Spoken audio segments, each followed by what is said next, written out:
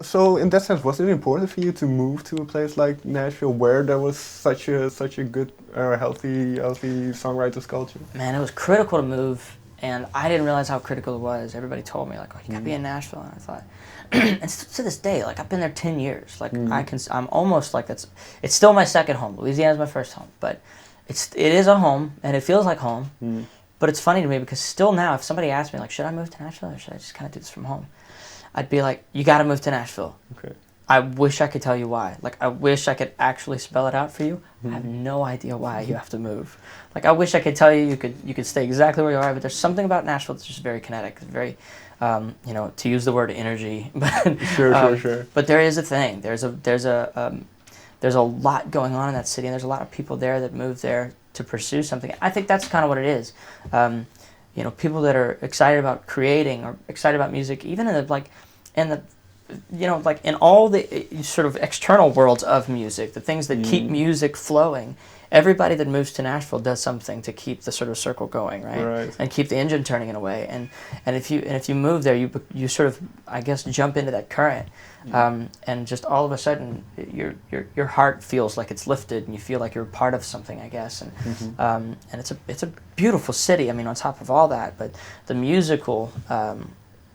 Just vibe, the musical, the love, the undying, unwavering dedication to making good music is there, and it's alive. But was it then, in a sense, a turning point where you mentioned kind of the shyer side of yourself? So was that a turning point where the confidence came? And obviously you've been playing shows a long time. So did that help with the confidence? And then Yeah, I think a combination of like music being where I went to feel like kind of accepted, to being on the road, being on stage. I think that does kind of feel like the safe place. I'm still nervous. Okay. I still really don't want to mess up too much on stage. You know what I mean? Like I still have the nerves before the show. I still have the sort of all the insecurities that flood up right before I walk on stage, and it's like, but yeah, I think. Honestly, I don't even know how it's gotten to be that way, but I do feel safe on stage with a guitar. I feel like that's where, one, I'm supposed to be. Like, that's where I feel like the Lord has led me to be there. And I also just feel like I feel cool for a second, even though I'm not at all. Like, that's where I feel like I can just really let loose. But that's a very... schizophrenic isn't the right word, but on the one hand... Good way to put it.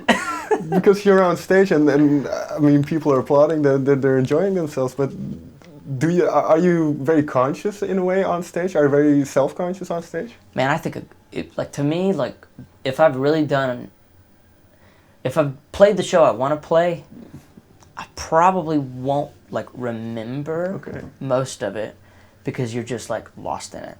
It's just like when you're having a conversation with a friend and you like look out the window and they think you're not paying attention to what you're saying. You really aren't, because you're traveling down this train of thought and this feeling and all this stuff. I feel like playing music is very much the same way. Like playing a solo, like if I'm thinking about what I'm playing, it's going to be a really terrible solo. You know what I mean? If I'm not thinking about it, I'm just kind of going with it. I feel like those are the solos that I always like refer back to. And then I end up thinking about it, which is a dangerous cycle. But yeah, no, you definitely, when you're present, when you're there, you enjoy the moment. It's kind of like, do you want to hold your phone up and take a picture of this place? Or do you want to just sit here, soak it in, and remember it when you walk away? It's kind of like that. Do you have a similar approach then to songwriting? And then we'll move to the latest tracks that you've been releasing. But is that, do you know when it's good, when you don't think too much about it, when you write it down? Or? The funny thing about songwriting is because you're telling a story, it's like you never know when it's good. Like, and if you had to sit there and say like this is good, it's weird because it's like it feels very like that's not my place. Like that's the song is yours, sort of to interpret, to feel something about, right? But yeah, I feel like the songs that I'm most proud of, and luckily in the past, the songs that have come from a real place, that have been an honest outpouring of something, have been the ones that have to stay on the set list. They're the ones that either they were a big single or they were a big song live, and we've heard stories from fans, and we keep it in for that reason, right? And yeah, those songs, the special songs are the songs you write them quick, you don't think about it, because everybody in the room is kind of like in their element, and everything's firing on all cylinders. You know what I mean? And it's just it feels easy because it should be, because you're just telling your story. You should be thinking about it. You know what I mean? And the brain gets out of the way, and the heart kind of tells the story. Right. So can I assume that yesterday's song was one of those? 100%, for sure. Do you remember kind of the mood or the mindset you were in when that song came together? I remember it too much, too clear. Because it was, yes, it's about a breakup, but I really wanted to write that. It was funny because there's this tendency when you write a breakup song to say, we shouldn't write a breakup song. Who's going to want to listen to it? Mm. And you have to fight that. You have to say, no. You know, I loved breakup songs for a long time, and I still do, for whatever reason. But specifically this one, it was it wasn't mean, but it was very much like kind of a little harsh. But for me, where it came from was just kind of, it was actually about my own art and kind of myself in some ways, which I did not realize at the time. Looking back, I've kind of realized that. But yeah, it was very much about just like saying goodbye to some stuff and like letting go of some heavy weight and just kind of living again and breathing again. Because obviously it is a breakup song, but when you go through the lyrics, it can be about anything, about kind of change, and then like you say, so I wrote down the word timelessness, that you were looking for a certain timelessness in music, maybe. Man, wow, we're on the same page, man. I love it. It's so true, though. That's where the song is. The song was about. The song was very much just about saying I am not my yesterday. Right. I am my today. And I can make that decision. I can say goodbye to myself in a good way. And not that it's like I gotta keep moving on. I can't try to sort of recreate, I guess. And yeah, it is about that. It is about, and I want everybody to hear it and take it for whatever it means to them. That's the best part about writing music, when somebody's like, man, to me that means I had a bad year last year. I'm ready to start anew.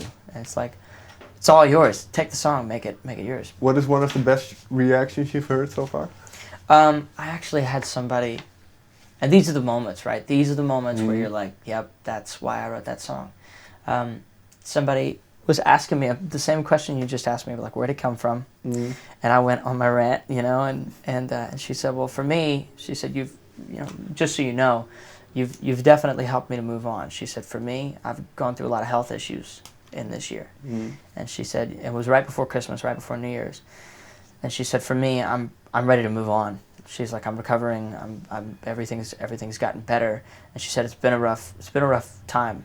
And she's like, this is my new song. Okay. This is my tomorrow song. And I was just like, wow, that's cool. That's why we write music. Okay.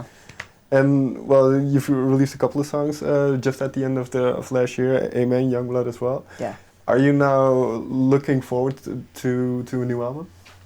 Yeah, I'm looking forward to a day where the album isn't limited to 12 songs in a package, and it's kind of crazy because I have grown up in the iTunes, the Spotify, now Apple Music, and obviously Pandora and all that stuff, and I grew up in that time frame. So for me, I see music as very much. It's not a social media, but it's kind of like a social media in that now we have the chance to kind of talk to fans more often. And that's why we did the 3 songs when we did it. And I think that's the most exciting part about this next project, is that I'm not forced to think about it in a box and put 12 songs out and then wait 2 years until you hear anything else from me, you know what I mean? And I think my favorite part is that I know I'm not crazy because I'm watching a lot of artists do that, and it's, as a listener, I think it's really exciting for me because it's more up to date, it's more it's a different pace, and it's better for the creative process. And I hope the fans feel how much better it feels on this end when the music comes out. I think it'll translate, because it's very much more of a here's what we're up to today, as opposed to here's what we put together 2 years ago. Sure.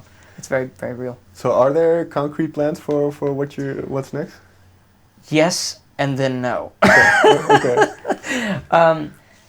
And all based around, definitely trying to figure it out. There are some concrete plans. There are things like definites that the whole team feels really good about. And there's some things that we're kind of waiting on the music to tell us. And most importantly, things that we're waiting on the fans to tell us.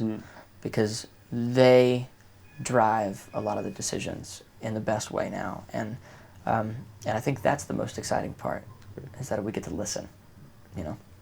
Hunter, thank you very much for your time. Thank you, man. Appreciate it.